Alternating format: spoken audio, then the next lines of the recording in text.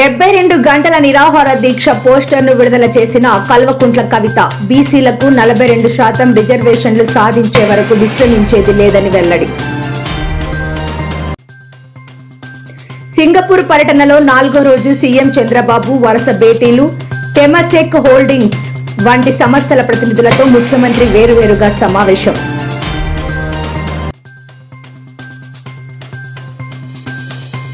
నేడు సీఎం రేవంత్ రెడ్డితో మీనాక్షి నటరాజన్ భేటీ. రాష్ట్రంలో నెలకొన్న తాజా రాజకీయ పరిస్థితులపై ఆరా.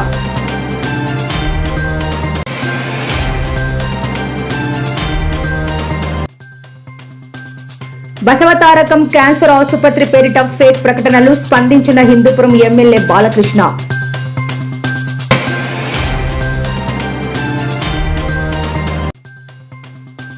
హైదరాబాద్ నగర అభివృద్ధిపై సమీక్ష నిర్వహించిన ముఖ్యమంత్రి కాలుష్య రహిత నగరంగా మార్చే లక్ష్యంతో పనిచేస్తున్నట్లు వెల్లడి.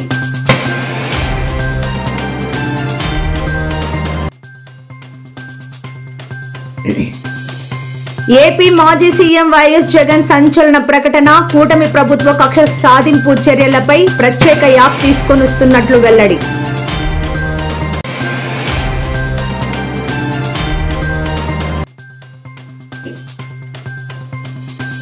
రష్యాలో భారీ భూకంపం. అమెరికా, జపాన్లో సునామీ అలర్ట్.